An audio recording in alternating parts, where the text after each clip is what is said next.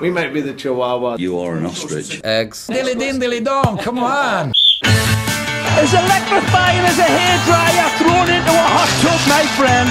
Aguero! I swear you'll never see anything like this ever again. I don't believe it. You missed that. It's Torres holding it Hello and welcome to another episode of the Honest Football Podcast, where we put honesty back into the beautiful game. On today's show, how important will YouTube be with football? And the cost of coaching, why is it so high? How's it going, guys? Not too bad, mate. Been involved with a bit of reading and a bit of watching of football stuff. Not so much the actual game itself, but no. I watched that Damned United film, you know, the Brian Clough. Yeah, that's very 44 Days at Leeds. The only disappointing thing was I then found out that most of it is rubbish. Yeah, I don't know why. Apparently it was a fictional account, which it seems a very odd sort of thing to do a fictional account Who of. would have thought a film to sell wouldn't be strict to the script? No, but it's Based on a true story. Well, that's the bit that gets me about films. I know this is a football podcast, but one of my favourite films is Good Morning Vietnam. I don't know if you've seen it with Robin Williams. Basically, it's about a radio DJ during the Vietnam War. Yeah. Alright, now it's very boring, but just go with it. It's a massive film about how he ends up getting lost in the jungle. You know, he falls in love. Blah blah. All bollocks. The only true bit was that his name and that he was a DJ. So it says based on a true story, but it's not based on a true story. You know, as in it was just one bloke who was a DJ, and yet they based the whole film on it, and yet it was a load of rubbish. But it's probably one of the best films out there. Yeah, it's a good film, but I'm just saying, don't say it's based on a true story. It's when fiction. It's not. But Yeah, they- exactly. They say that. So that's what annoyed me about that Damned United a little bit, to be honest. They say that with like 2012, the film. Oh, it's based on a true story, but it wasn't a true story. They said No. it's well done in 2012, and it clearly wasn't. Well, I don't think so anyway. Well, it's 2018, so. What about your reading, Charlie? No, I'm only saying this because I might get a follow back on Twitter. But What have you been reading? No, I do. I like a bit of fiction and a bit of non-fiction. So I've read Everything. a few. That's a bit of both, yeah. Yeah, I'm just saying. I like comic to, as well. I like to flip between the two. Right? No, I like a bit of George Orwell, a bit of dystopian sort of stuff. Harry Potter? No, Harry Potter. No, God, no. 50 Shades? Harry Potter. No, fucking no way. Get on.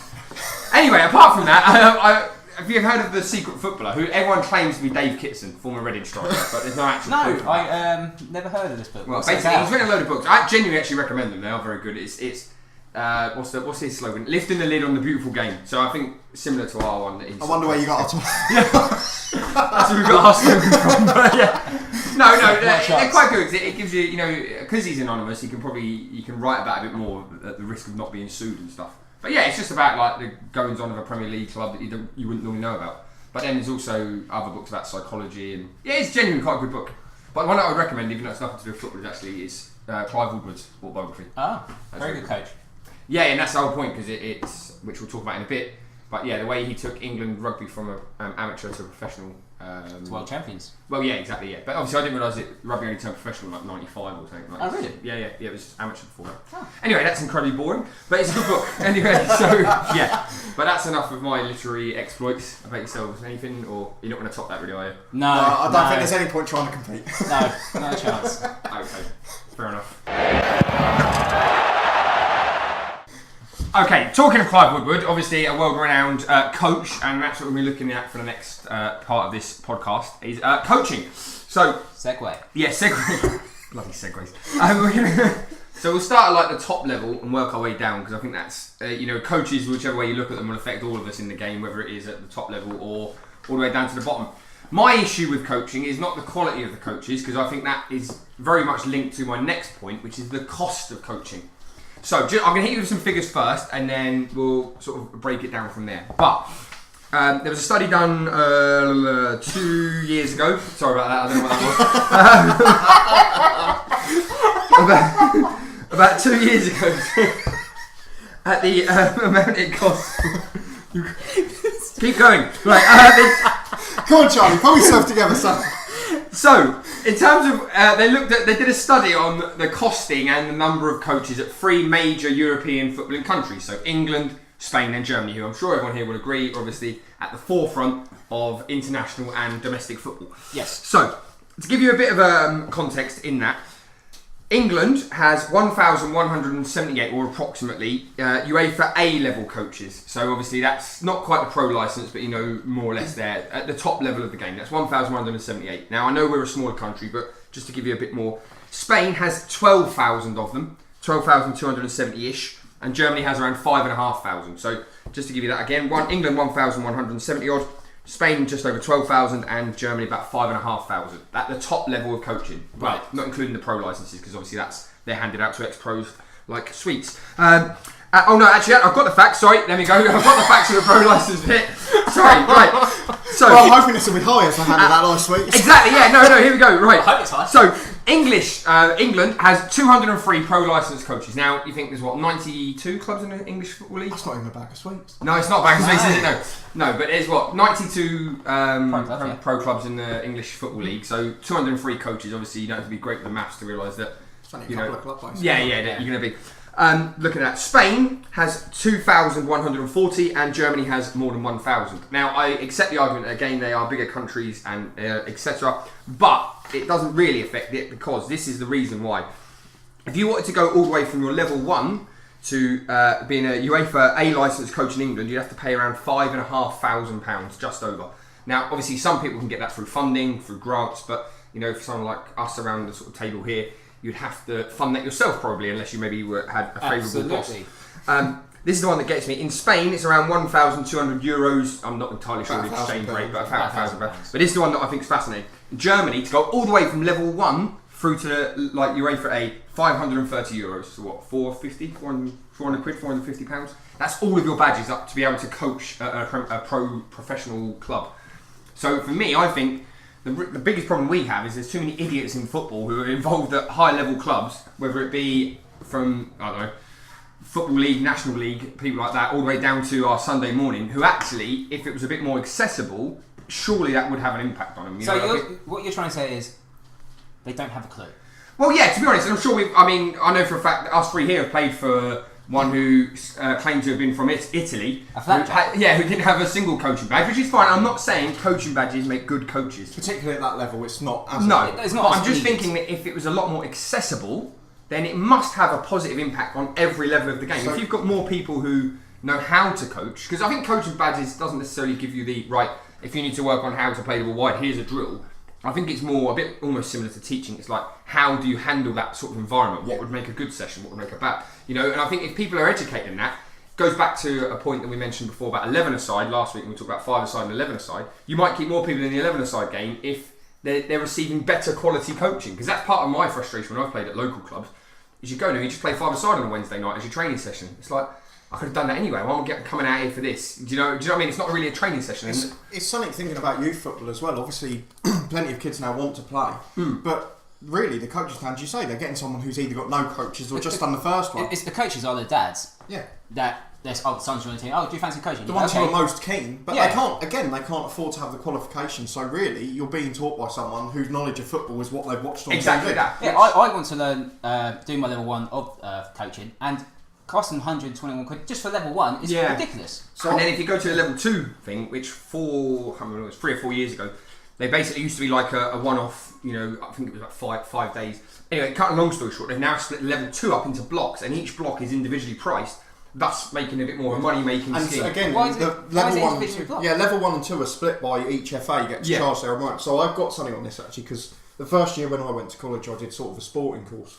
Horrible mistake, wouldn't recommend it. But Looking at you. it was affiliated by the Beds FA, and what they were trying to do is get as many people as possible into the first coaching badge. Yeah. So the first coaching badge, the level 1, and it shows how out of touch they are really, sort of the people who are at the top of the Beds FA just said, well, it's not that expensive, we can subsidise sort of 20-30 quid a bit, it only leaves you 150 quid to pay. I said, how do you expect me to pay for that? Do you know what I mean? Student, I barely afford to get the bus to college. So Your EMA money was 30 quid. EMA, do you remember that? I was in the last year to get that, and I promise you, if it had been sat to you earlier, I wouldn't have been able to go to college. No, really? Genuinely. Yeah, no, That was it. So, I mean... I agree, but it shows how out of touch of it is. It's only 150 quid. Yeah. But as you've said, that probably covers the first half of the coaching in Germany. Yeah, well, it would do, get you what? Yeah, exactly. And I looked at the second one the other day, just because it's something I'd always wanted to do anyway, to have a look at it. And it's done in 3 blocks now, where you have to pay for the whole course to get the qualification, and the total cost for the Beds FA £480 for Just level for- 2. just for level two, Doesn't yeah. allow you to do anything other than youth football and very low semi. Yeah. And then within that, you then have youth modules, don't you? And I think you can do a separate goalkeeper one. You know, Yeah. so if you wanted to really, depending on what direction you wanted to go in, if you wanted to push yourself. But the point being, I think, is the impact it has on grassroots football, particularly. And I think when you go higher up the chain, once you get to League 2, League 1, the likelihood is you're going to have obviously obviously appropriately qualified coaches. But it does stop so many people having the aspiration Yes. to get to that level. Yes. Because if you want to go and do the UEFA B, I think it's £720 at the last look. Yeah. I mean, realistically, if you're working full time, how have you got the money No. or a job or the time allowances to do that? Yeah. Well, the thing being for me is that you hear a lot at the higher end of the game about how we haven't got enough English coaches coming through. We haven't got enough, people like Eddie Howe who maybe started at a young age. Yeah. Part of the reason is really to do that properly. It's not just the money; it's the hours that are needed, and I think people will accept that sacrifice if there's almost a fair way of doing it. But I think the reason you keep getting this cycle of ex-player becomes a coach is because they're the only ones who can afford that £5,000. But they- And they've only one who've got an in-route. Yeah, exactly. They've got loads of time to because They're certainly unemployed, technically. Yeah. They're technically unemployed because they're actually retired and playing the game. So they've got plenty of time to do coaching, to do it at home. You also have to factor in that as part of your UEFA B, etc. You have to be attached to a club for like a season, I think. And then you have to do all your workings with that. Which if you're a player makes it easy because I assume you just go with the under 18s. Former player, you've always Yeah. got contact in the past. So, but I mean, that's not. I'm not saying that you should penalise footballers for that. But the point being is the financial thing is such a restrict, and it stops us having these good young coaches making it higher up the game. I think one of the things you've said, obviously you've mentioned two countries that are, at least land-wise, are much bigger than us. Yeah. But if we talk about one whose population-wise is tiny compared to us, which is Iceland. Yes, yeah. Because obviously there was quite a big article that came out of the Euro 2016 when Iceland beat England about the coaching in the country and the crisis of British coaches and things like that. So when we looked at the Iceland coaches, they, most of them were expected, if they started the qualifications, to get to the minimum of UEFA B. Yeah. And they were heavily subsidised to get to that Well, stage. that's what I was going to talk And about. over here, I mean, again, there's no support. If you've done the first one, well, you're a coach now, you can go and do the Sunday League. There's no... The point on the Iceland thing is actually what they've recently done is they said to coach children from 10 upwards, you have to have a UEFA B. Now, the cost of UEFA B is a pittance over there. That's why not everyone, it's very easy for people to get to it. But to coach from under 10s football, whether it's for a professional team, whether it's for your local Sunday morning team, you have to have a UEFA B, and that goes all up to But that adults. means that all of those kids are getting the same standard of coaching. They're getting the standard of high semi-professional to low professional coaching. No matter where they are, there's no reduction in opportunities if you're from an area like us playing Sunday League football where you're being managed by a goon or a parent, basically. Well, that's the thing for me. So I've got to say the biggest thing, and I know I keep banging on about it, but they're on about reinvesting grassroots money if they eventually sell Wembley Stadium or wherever they generate the rest of this money from. I think the biggest thing they could do is to put it into coaching. And I know I've mentioned this before. We mentioned about facilities and stuff, but I think you could distribute it, split up into a few bits, but for me, coaching is so important for now. If they sold Wembley to Shay Khan, then you can subsidise all your coaching. Yeah. Obviously, put that money back into grassroots facilities, changing rooms, The park thing pitches. I don't understand when they talk about this grassroots, the sale of Wembley and things, we're talking like at the top level of the game. There isn't any money to do No, anything that's about it. right. Again, Yeah, we give so anyway. much of a benefit of the doubt. In the other countries, so the German one in particular, it came from the Bundesliga or what it was before, basically sort of collapsing around the 2000 time. And they had the same sort of problem that we got to now, which is we haven't got any youth talent coming through, we haven't got any coaches and all of that. And they reduced the system where you've got to have the homegrown players in the academy and all sorts of things like that. But we don't actually think about structuring because the Premier League is such a brand now, which, we're not big fans of. No, I agree. No. It becomes this big issue where we've seen it even in the Football League where they can't get the support of the Premier League. They've had arguments over things like the Football League trophy and things like that. Well, I think that comes back to your They're just a barrier to each other, aren't they? discussion a couple of weeks ago about the cost of football, and I think that is that. I think we could sort of work our way backwards from there. That actually could it be the top? So instead of, for argument's sake, I don't know how much they earn, but could some of that be funneled into, and not just because it does feel like, especially working in school. I get like Luton Town come in and they'll do this that, and the other. It's to tick a box. I know it's to tick a box, and they know it's to tick a box to get a bit of extra funding for them that isn't ring fenced that they can then spend on whatever they want. But it's community money. But actually, would it not make more sense to take that money and actually do something worthwhile We with have it. that attitude to all sports in Britain. Yeah. So again, the school you work at now, I was obviously a pupil Yeah. when I was young, and again, you had those tennis lessons for you that are heavily subsidised, so you only had to pay £1 or £2 so Yeah. everyone could access. But at the end of the year, it's do you want to join for however many thousand? Exactly, yeah. Same with the golf club that they did, and again, the same with the football. Those who had the Luton Town Academy, Yeah. they all chose to play for the local Luton schools place instead, because the Luton Town, it's the academy. You've got to pay all your own costs. Yeah, exactly. Yeah, no. So I do think that it's got a lot to answer for, but I think moving it on ever so slightly for the last sort of point for me is not just the youth level, because you spoke a lot about children. Is I even think it affects us on a Saturday afternoon or a Sunday morning as adults. I mean, I won't go into details. It's probably slander or whatever, but there's even at like Southend, there's what steps at 6 Steps 5 and 6. 5 and 6. And 7. Honestly, genuinely, some of the buffoons that I've seen running clubs from that level, managing them or coaching, you think, how on earth have you got to that level without a single coaching badge or any evidence of it? And the point I'm getting at is that actually can have an effect, like we mentioned a few weeks ago, about participation and stuff. Even higher than that. Do you think it's the attitude? I've just got a badge and I'll do whatever I I mean, want. the best- I think it's genuinely lack of knowledge. I think honestly, people don't know how to do it. One of the best examples of that is Billericay. Yeah. I mean, we've got an owner who's come in with money bags and he's gone, well, I'll manage the club and I'll bring in all these big name players so I don't have to do the thinking, really. Yeah. Essentially, and it's become about man management, but about football, he can't have that knowledge No, of a qualified UEFA B coach Exactly. or UEFA A coach, And because he hasn't had that programme. He's been in a completely different industry the whole time. And I think obviously that this then links to, right, if you've got all these qualified coaches, and I'm not going down this route because I haven't got enough time, but you then need to think about, right, do we have enough facilities for your Sunday morning team who's now got a UEFA B coach to actually coach them somewhere? Do you know what I mean? Which is a different thing, but I think if you start to get people in that train of thought, of at the minimum to coach, say, an adult team, you have to have a level 2, which is massively subsidised. I honestly think you'd see an improvement of standard of football in the local sort of area or regional football, whatever you want to call it. But I'd also think you'd actually get more people doing it. And there's nothing worse than going to a training session and just being bored. And that doesn't necessarily mean, I suppose, just And because all you've the got waiting badges. around because people don't know what to do. Yeah, and I'm not saying that badges necessarily means that you're suddenly going to do these amazing things, but I think you're just a it bit comes- more knowledgeable about it, Yeah, a bit more I think foundational sort of thing to work from, doesn't If it? you've been under a coach and has a good way of taking training, then obviously use it. Don't think, I'm going to do it my way.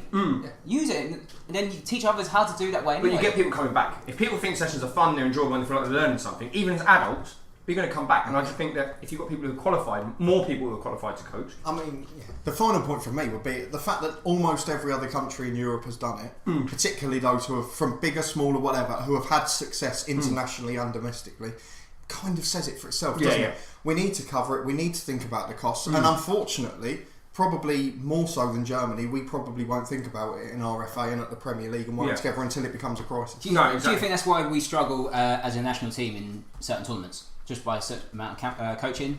No, but I think I think there's 2 points to that. I think the number of coaches we've got available isn't good enough, if I'm honest, and respectable enough compared to the other big nations. I think it's a huge influence on the reducing pool of talent to pick from. I don't think it affects the talent once they're there, but there's the reducing pool, the fact that there's only 30, 35, 40% of players to pick from in the Premier League most seasons is probably the fact of that. Essentially, I suppose what I'm saying, and it's a very long book, but I read a book by Matthew Said. I don't know if you heard of him. He's a table tennis player. He does works on the BBC. Anyway, he wrote a book about is talent, are you born with it, or is it something that you learn? You know, like there's a whole debate about that, which we haven't got again time for.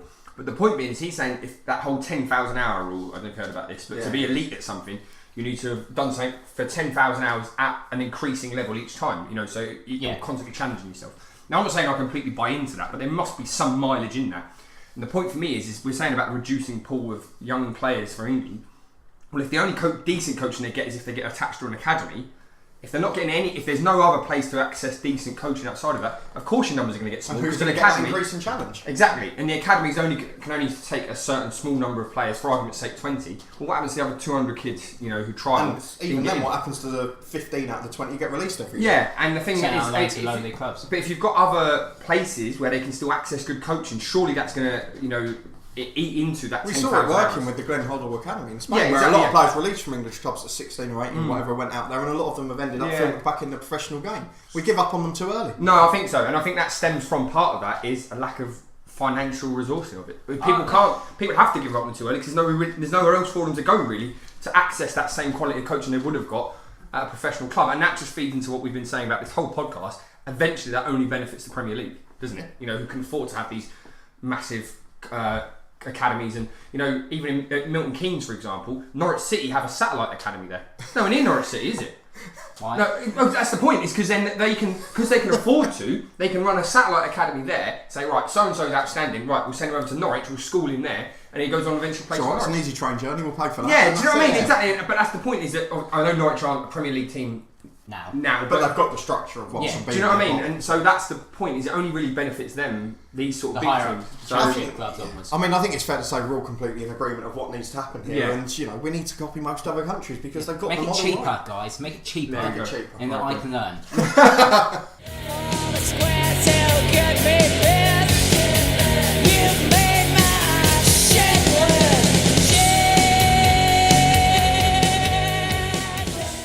And now it's time for the shit list again. Moving on from the defence, we're now into midfield. 2 players up for grabs. Who wants to fight for their place and not to be in it? Okay, so To not be in it. To not be in it. To So not- I'll give you the 2 choices and then you two can decide. Okay. Nigel Quasi Travesties even here, I tell you. That's shocking news. I'll let you go first. and Alberto Aquilani. So who's going to defend Nigel Quasi? well, I think Charlie wants to defend him, doesn't he? Yeah, well, no, because I need to hear your argument really to give my counter. Okay. If I start, it's not a good riposte. He's 94 Premier League appearances. Good. 3 goals. Played for QPR, Nottingham Forest, Portsmouth, Southampton, West Brom, and West Ham. A lot of clubs. That's It's good. a lot of clubs. 4 relegations though. That is my bugbear for You this can't one. pin it all on him, surely. Yes, I can. I just don't see how. I mean, alright, I admit he's maybe the common denominator, but how many times did he play for in the Premier League? 9. No. 6? Yeah, he 6. would have played nine. Okay, so he got relegated. What? 66% of the time. Yeah, that's not good. Well, no, but he still not did. good at all. He stayed up 1/3 of the time as well, didn't he? No, I think the point I'm making is that for me, the fact that he got a move to all those clubs must show that there is some faith in him somewhere. That he's a Well, dependable, because to be solid fair, centre midfielder. Because he was a championship player and then that team got promoted. I mean, But you can't put him in the shit list. we now. need to hang on. We need to have a little look here. So he came up to the Premier League with Portsmouth with Harry Redknapp. Harry Redknapp went to Southampton in that dire half season that we all remember, where he became a Portsmouth legend at Southampton.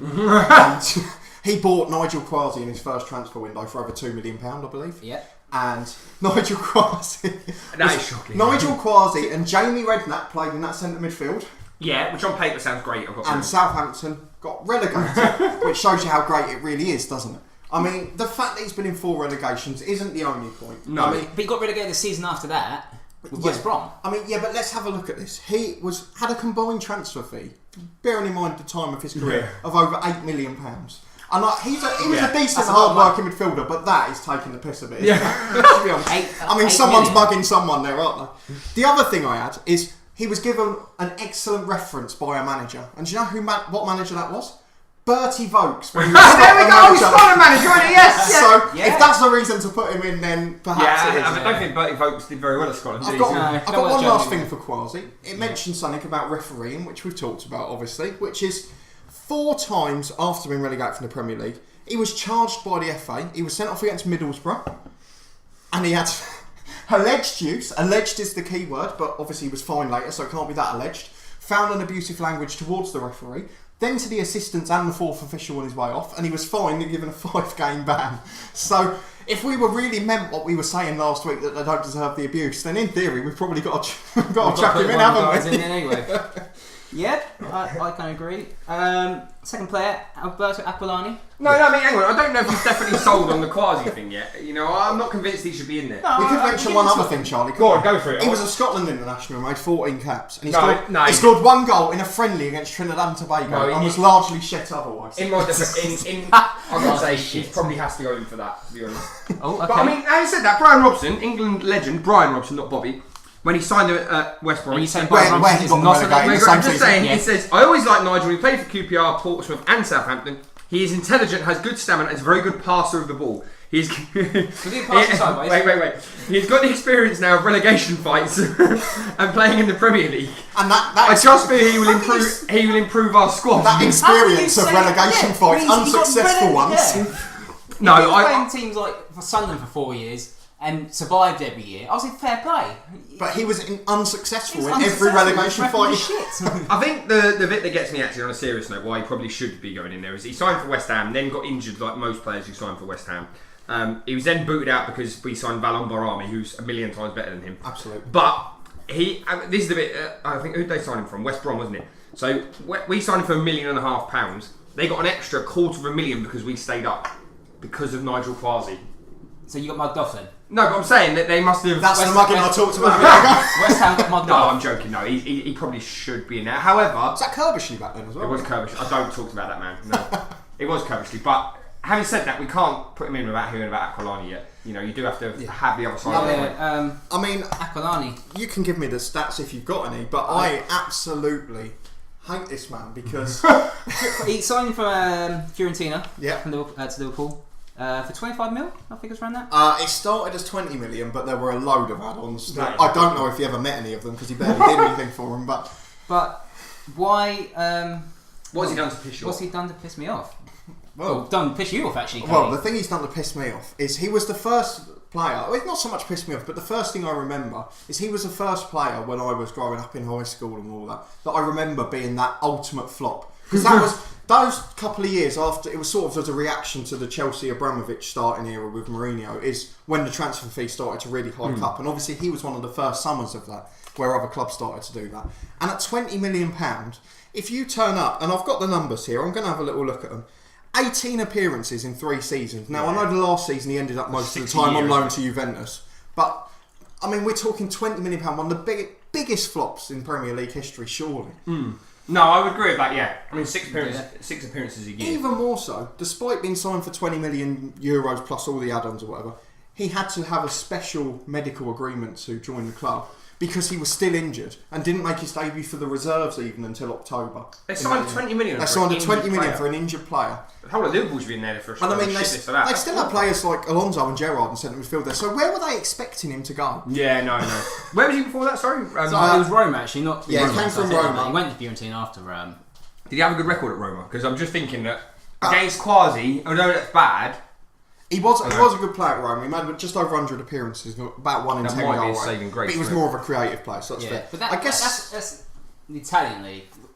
This is a Premier League. But we're shit list. talking about someone again who it's based on reputation. So even after that spell at Liverpool, his 2 loan moves to Juventus and AC Milan. yeah, that is So shocking. that's reputation only, isn't it? Then another big club, Fiorentina, which he actually probably had a little redemption, got back in the Italy team and the Italy squad of that awful 2014 World Cup that we all remember as us two in the group. And then he went off to Sporting Lisbon and then a host of other Italian Palmas. teams. And now he's at Las Palmas in Spain. I don't know if he's been renewed this year, but that's where he I played doubt most that. of last season. The only one I'd like to add in there that you haven't mentioned, and it's only for the older listeners of the podcast, Go on. and it's for no other reason. It has nothing to do with football, but it's a bloke called Phil Stamp who used to play for Middlesbrough. Was he the big ginger guy? He was a big ginger guy. He went on to play for Hearts. He had played like 100 odd times for Middlesbrough between 1993 and 2002, so not a lot of appearances. But this has nothing to do with football. But I used to collect the Merlin football sticker album. I did as well. I did as well. Yeah. So, there's a story about Phil Stamp, and I've never forgiven him for this, even though I've never met him. I had, you know when you could sell them for 50 stickers in one go towards the end? So I got down, I needed 50 stickers. But bear in mind that the elation of being able to complete the album. As a young child. Yeah, and not whenever you got a packet, you always end up with bloody Jeff Kenner or Stuart Ripley or something like that. And you're just like, can we get some decent players in it? Anyway, I got down to the last. Yeah, I honestly. That Aston Villa Paul Merson I got. Oh, honestly, yeah. Julian Joachim and blooming Jeff Kenner. I always ended up with them. One chop. Always got little Chris Armstrong. Yeah, exactly. Yeah, Rule Fox or something. Yeah. But anyway, the point being is that I got down to 50 stickers. So I filled in the form. Bearing in mind this is back in the 90s, so there's no emailing. You had to fill it in, Post it off, stamp yeah. it, Away. wait for like a week and a half, 2 weeks for it to turn around. Anyway, sent the form off, put all of the correct numbers in there, come back, get a big pack through the door. Obviously, all my stickers. Go through it, start sticking them in. Get to Bolton, and I needed the Bolton shiny kit. Do you remember you used to have like the Yes. shinies and the team photo? Yeah. There's no Bolton shiny kit, so I'm going through again. All right, maybe there's been a mix-up, so I'll go through. Next thing, end up two Phil Stamps. So did you request a Bolton? No, I only requested one Phil Stamp and a Bolton shiny kit, but they didn't give me the Bolton shiny kit and gave me 2 Phil Stamps. I've since looked on eBay for it. £18 for the Bolton shiny kit. I've still got it in my loft. There is no way I'm paying £18 for one sticker. How much can you get from Phil Stamp though? Well, that's the thing. Yeah. I can't believe it. 2 Phil Stamps. I was gutted. I never ever managed to complete that album. So for me, he should go in for that. So you're saying? But no footballing reasons. No whatsoever. footballing So you're reasons saying- whatsoever. It's bloody utility, man. It just ruined my childhood. So you're saying to be in the Honest Football Podcast shit list, Phil Stamp? Yeah, no, that's what I'm saying. Yeah. No. No. Okay, No. fair enough. Right, I understand. You could put out a plea, really. Actually, for a bowl. yes, If, if anyone, people in the comment section, it was, if you want Phil Stamp in it, what year let would us that know. be? When did Bolton get promoted? Charlie will drive up to 90. 200 miles to get it. I think it was 97 got promoted. They were in So it'd be 97. 97, 98. So If anyone's got a That's Phil the first Stamp- one I have. I've got 2 Phil Stamps. Well, I've got one now because the other one went in the I've book. got the book completed, if it makes you feel any better. I think I'm going to cut it out. No, if anyone's got the Bolton kit from the 97-98 Merlin sticker album, Comment section below, right? yeah, now, or let us Twitter know. and do it that way. So, Phil Stamp's definitely not in this list. Ridiculous. So, Rightly so, by the way. my opinion, I'm going to give it to Nigel Quasi. The relegations say that all. No, I think what saved Aquilani was the fact that he then had a better did career. okay afterwards. Yeah. But he was a decent player aside from it. I did see, like, He did I have a was good record, I was record. watching Premier League years earlier with Aquilani. He slipped just before Gerrard scored a screamer against Burnley. Thought I had it in. But yeah, Thanks for that. So Nigel Quasi in the shit list in centre midfield. So have any of you guys watched any football on YouTube, like with Sunday League teams or Saturday League teams? There's a few teams that post their video games on YouTube. Why is the main reason? Well, this team called Palmer's FC from Essex, Sunday League side. They just did it just to show in front of their mates, and then like a few years' time they go back and reminisce and that was a good time to be alive and this stuff. Good time to be alive. But there's this other That's team. pushing it, mate. Well, it was. Would you? I don't think you need to put it on YouTube though. I think You don't. You could just film it and share it just with your mates. Yeah, well, you know, I'm sure people might say the same about this. yeah, exactly. very true. But there's another team called #United. Oh There we god. go. Yeah, the name is shocking. Sorry, guys. It's not just a name, is it? God. Well, no. Based North East London and Essex. They do the style of FIFA. So, like, if you do the online, you get like a little. Oh, like Ultimate Team. And yeah, no, not like Ultimate Team, but you play someone, and then you win the game, get a certain amount of points, and then when you reach a certain amount of points, you get promoted. Where the fuck are you getting promoted from them? I have no Oh, idea. so like seasons. So and it stuff. actually started out as people filming themselves playing FIFA. Is that the not whole literally playing football. I don't know if. Well, I I'm think doing they a just- real life version. Yeah, real life version. What? That concept. So a real life version of FIFA seasons with 11 slightly overweight yeah, blokes so in they're, a play, club. they're not. They're playing That some is teams. shocking. That is. I didn't know that bit, to be honest. That's unbelievable. But obviously, the younger kids out there, they create such a buzz. It obviously worked for them. So many views on YouTube. Now they're entering the Saturday League. Well, I think there's they're even entering something the football pyramid. That's They're in the, they are in the I think there's football something that scares me even more than the fact they're entering the football pyramid. We'll talk about in a minute. They played at Wembley. They Yeah, played this in a is- final at Wembley in front of X amount of thousands of people. Which for so many people who worked so hard for years, it's their training. Exactly, that's what I mean. And these and they get it off the goons cuff have like done that. it because of a few kids watching them on YouTube. Now, I think that's shocking. don't get me wrong. We won't be complaining if that happens to us in the No, don't get me wrong. Fair play, Dispenser. Obviously, get into your team to play at Wembley, but you're not a real side yet until you play in a Saturday Football League pyramid. Yeah, I mean, my question is, can you do it at Prince's Risborough on a Tuesday night or something? Yeah, That's when you know exactly. you- But that's when the you know you're a tough proper games, team. not playing a university side or a fake. Who can I just side. say? I watched a couple of those games. I say watched them. I didn't. I watched about 3 minutes of each game because it was awful. It was like watching us on a Sunday. They played like, I think it was Bath University's second 11. They got spanked by them, or I can't remember, Bath, Bristol, Bath, one of those two around that part of the country, and they got a mauling. I thought, that's your standard. How on earth are you going to cope with Saturday afternoon football in step 6 or whatever it is? In the But the thing is, football league? what's weird about being in the pyramid, they've got all this sponsorship and kit deals and just posting the game on YouTube. Now, how are they going to get to the next level? They bragging about, we're only 10 leagues away from playing in the Premier League. That did make me laugh, that bit. It shows a bit of arrogance. I know you probably did it in a jesting way, but for other non-league players, That was my biggest gripe with this, is where, not so much before, because you've got the right to do the YouTube thing if you want to, as we are, so that's not a problem. Yeah. I wouldn't play football on there, but that's up to them. The biggest problem I have is where they've been allowed to enter the football pyramid. So they are skipping through so many clubs who have worked so hard and busted, as we've mentioned with the cost, just to stay in business for years. Yep. And these guys have skipped most of them. Now, I have no problem. As you mentioned, they're getting spanked by sides that are well below them in the pyramid up until the summer. So where they've had odd friendlies and things like that. So why aren't they starting from the bottom would be my question. And I appreciate it's probably going to come down to where they can give some cash in hand, which is probably where it's going to come. And will that get reinvested in those other clubs in the leagues below them? Probably not. No. which is where the problem is. But for so many players, they're taking away that dream. My biggest worry is that because of their reputation, their online reputation, not anything they've actually done in football, they're going to be able to get bigger name players and swap bigger gates as well, aren't they? Yeah, and that's where my problem comes. They'll probably actually become a tourist attraction. They'll end up having a bloody neutral stand like Fulham or something. Like that, well, no, but they shouldn't have entered that level, in my opinion, for the simple reason they didn't even have a ground. They haven't actually got. Aren't they sharing a Haringey Borough or something? Or, yeah, they're sharing. So you're talking about a team that hasn't got a ground, which hasn't got any history whatsoever. Which I'm not saying. I think it's good from an entrepreneurial perspective. If people can start their own team, then great. But I think you have to draw the line somewhere. But normally, even on a Sunday morning, so for argument's sake, around here you've got a league and you've got like the Prem, Division 1, Division 2, Division 3. If you can show that maybe you've got a few lads who play maybe at Dunstall or Barton, the likelihood is if you start a new team, you'd maybe end up in Division 1, maybe the Prem, whatever. But you can prove that by saying, look, I've got 4 semi-pro footballers in my team. I don't know anyone they've got that's been at a level, apart from one bloke called Tekkers, which if you've got a name like that, you've really got to back that up, in there, to be honest. But that's the thing, is it can only be for financial reasons. Exactly. That's where they're starting, and that's where my problem is. That you're taking away the element of enjoyment and the element of reward for so many players below them. My opinion, they should be in step 7. They should be in the lowest possible division. Yeah, step 7, and then work your way up from there. All right, if they beat all the teams in that league, fair play. That's what you got to do. It's not like this MK Dons bollocks. Well, I was just saying, franchise. my only devil's advocate point is, what do you do about teams like AFC Wimbledon, FC United Manchester?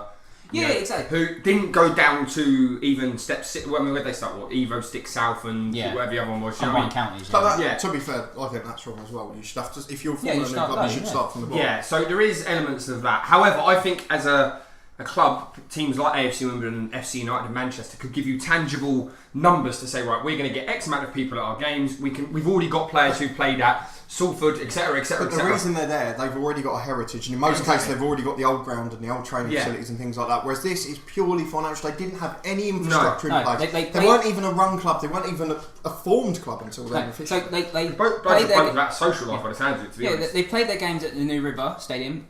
Didn't have an attendance because. Oh, this bit cracks me up, by the way. They didn't have an attendance because they think there's so about egos on this. Yes. There's so much viewers on YouTube. They can think they'll get the steward in enough to host games. So I never told what time kickoff was. So it was a secret kickoff. It's a secret kickoff time. So that they didn't. What? So they weren't swarmed then. So they're essentially more arrogant than like a Manchester United and a Real Madrid. We're not going to tell you when the games are because too many of you will turn up. So it's going to be quite hard for them this season because they're going to be playing their games at White Hart Lane or Coles Park for Haringey Borough. Yeah, not which the is White Hart literally Lane. well, it's on the road. It's round the corner from the new Tottenham Hotspur Stadium.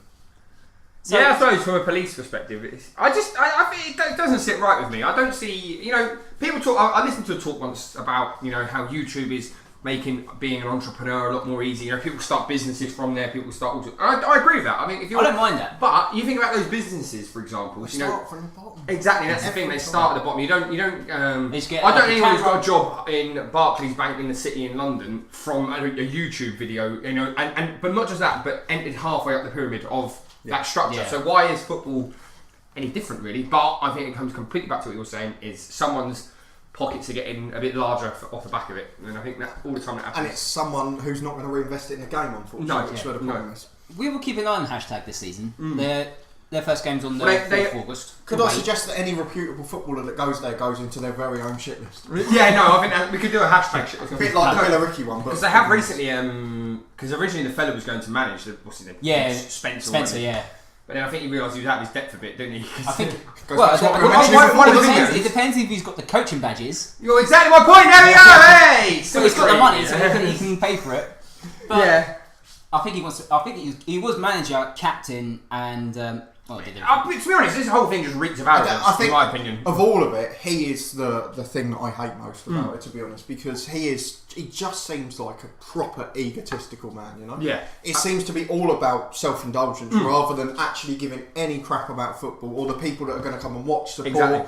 He'll be one of those who will have every bit of merchandise he can possibly think of in the world. He'll probably sell as many sponsorships as he can and doesn't care if it gets in the way of the game or the viewing. He's got Umbro kit, sponsored by Top 11. I think it's going to... Yeah. And you got what's it? But the thing is, even his thing is Spencer FC. I mean, who names that's a team? his YouTube channel? Yeah, but who names a whole football team after himself? I mean, I think he's gonna. It's ruining everything we love about the game, really, isn't it? At the lower level. Don't get me wrong. I don't mind if you're in a proper league and you're showing your games on YouTube. Great, because I watch Palmers FC and I love them. I think they're fantastic. Sunday side, bring great entertainment. Yeah. Keeps me busy on a Monday afternoon. But if I go and watch #United, it's done so over the top. Yeah. Where I want to. It's not Sky Sports. It's not. No, but they're running it like the ego of a Premier League team, aren't and they? that's wrong in my opinion. And that's it. We will keep an eye on #. Well, personally, I think it'll be a flash in the pan. I reckon in a year's time they'll realise they're well out of depth. Because I know for a fact, even at that level, if I was playing against them, you've got the cameras there and all of that, you'd definitely give a bit more. And I think that's actually going to go against them. The fact everyone's going to raise their hand. If you know that millions of people are watching on YouTube. If the players don't go there immediately, reputable players, it's got to be a whole squad. Because if there's one or two earning loads of money, and then of course what we saw at West Ham before for you. Yeah, but even Biggleswade United, in the sense of Guillaume Balaguer, you know, and his whole thing. At first, he had the odd like what was that Spanish international who played there for a couple of games? Oh, I can't remember. Savio or something. Anyway, but cut a long story short, you've either got to take a whole team over there, or you're not bother because you just get. Without that, I think they'll get relegated, and I think it'll be a win for football. I think they'll be more consistent this time because they've got to play every Saturday, Tuesday, Saturday. So it's not like they're showing one game and it'll be another 3 and weeks later. And that's the difference. You've got to run professionally as people as well then. Yeah. In terms of players, staff, everything. I agree with what you're saying of that the opposition will turn up like they'll definitely. Gear, of course you are. You're gonna. We say, look, we've just been #United. It's a chance for them to get scouts and things like that. Exactly. You never know who's going to be watching on YouTube. Yeah. No, I think to sum it up for me, I think it's wrong for football, and hopefully they get relegated. Whereas we're out of our depth, and we'll go back to making stupid videos of people playing football on a computer game. Yeah.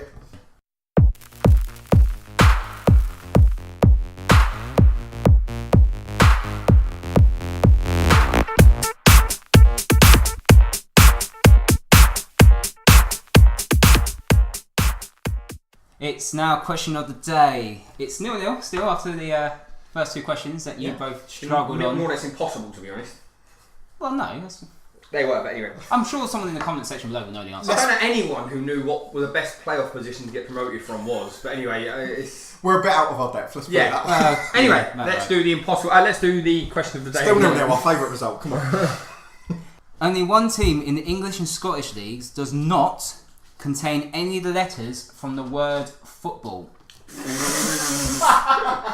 What?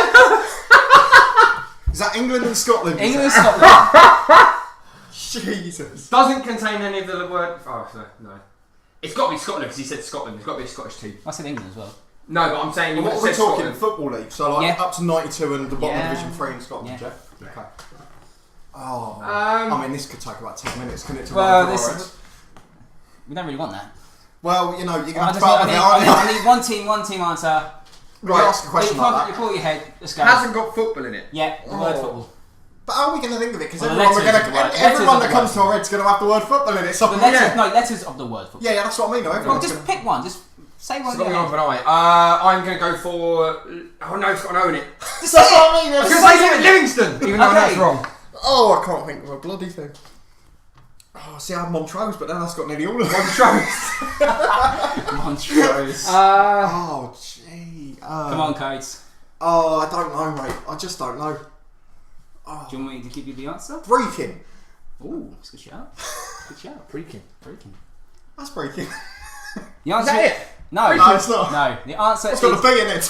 Oh, You're a teacher, man. The answer is Dundee.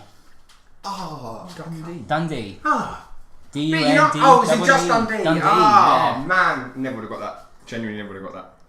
So, after 3 rounds now, it's Still 0-0. Just like the World Cup, we think there'll be many 0-0s. Thanks very much for listening to today's podcast. Hope to see you soon. Don't forget, like, share and subscribe in the comment section below if you actually thought Dundee was the right answer. Thank you for listening to the podcast. Let us know your thoughts on the topics and the players in the shit list in the comment section below. And don't forget to like, share and subscribe.